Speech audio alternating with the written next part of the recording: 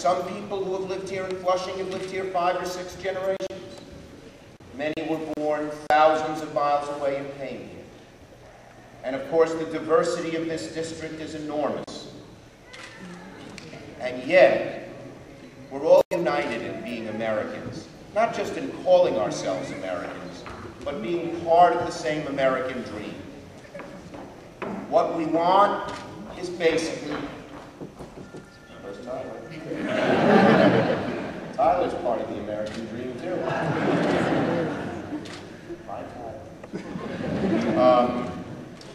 What every person wants is to just achieve something, a life of decency and dignity for themselves, their children. That's what unites us. That's what New York has been all about. Ever since the Dutch were here first, and then the British came, New York is about new waves and groups of people coming here. But New York, for 350 years, this 22nd district personifying it, has said one thing: work hard. Work hard. You'll benefit yourself, you'll benefit your family, but you'll also benefit New York and America. And that's what's happened here. But in a district like this, you need a particularly talented elected official, because the burdens of moving up that ladder are not so easy. And many people are not familiar with the ways of our government. And so to have somebody who has such a great education and who cares so much, to be the intermediary between the levels of government and this wonderful, diverse community, which has an unlimited future. So it's not only a great day for Grace, and it's not only a great day for her family, it's a great day for all the residents of the 22nd Assembly District, because you have a great assemblywoman to help you.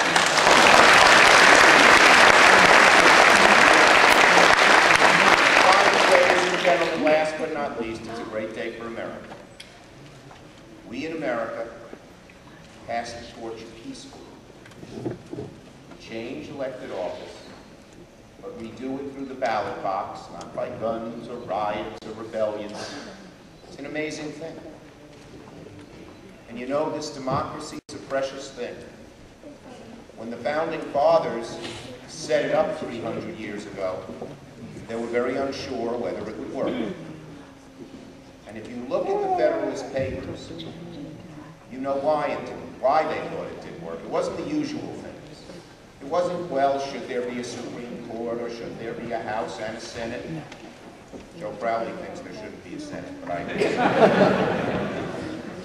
It was 2 things the people were worried about. First, who would run for office? Would the right people put themselves forward?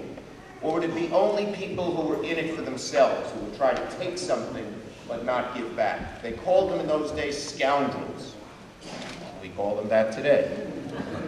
The second thing they worried about is, would people participate in this democracy? They knew that every person, every family is busy. Busy with your life, busy with your family, busy with your job, busy with the ups and downs of life. Would they have time to participate in this democracy? They were so doubtful that the day after they finished writing the Constitution, Benjamin Franklin, one of the great founding fathers, was sitting in a coffee house in Philadelphia. And one of the leading matrons of Philadelphia came over to him and said, "Dr. Franklin, what have you gentlemen created in there?" as she pointed to Constitution Hall. And he was in a sour mood. And he responded caustically.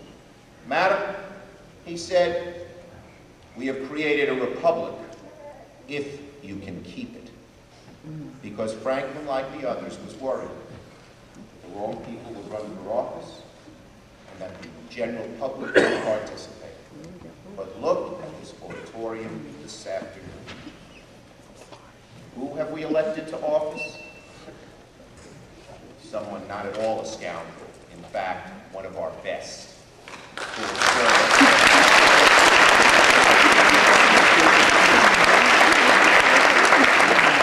Have the people participated here? This auditorium on one of the coldest days of the year is full to capacity. with people of every different walk of life and generation and ethnic origin and philosophy coming together, having elected Grace Meng.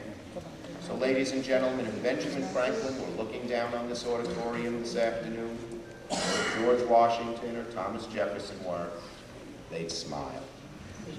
This is the democracy.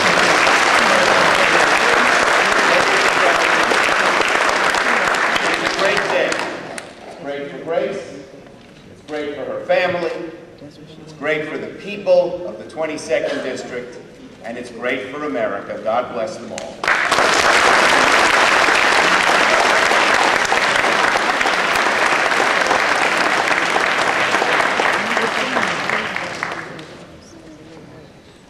It's such an honor to have Senator Schumer be here today, because as you mentioned, he was here for my father's swearing in too, so we're so happy to have you. Ladies and gentlemen, there are few people in politics and state government who are nicer, more decent, or better to be around than our state comptroller, Tom DiNapoli. One of the first things I learned in the state assembly was that when Comptroller DiNapoli walks in the room, everyone gets really excited and happy.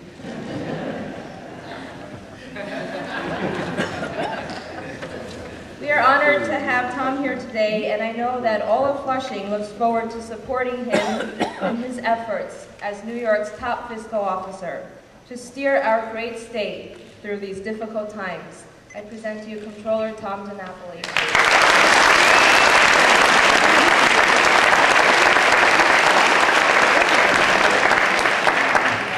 For that very generous and beautiful introduction. And isn't our Senator Chuck Schumer doing a great job? Didn't he pray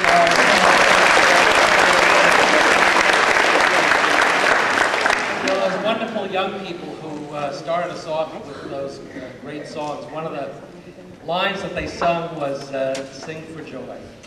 And that's really what this beautiful inaugural ceremony was all about. Singing for joy, for Grace, for her success, for her family's success, and for the success of this community. And how special it is, Grace, that you have chosen to have your swearing-in ceremony on the same weekend that our nation is going to have a big event just after this weekend. And I know how proud you were to be running, and running in the year that the ticket was headed by Barack Obama. And you made sure that everybody went through Obama to get to you. That was very helpful to Obama, that Grace was on the ticket.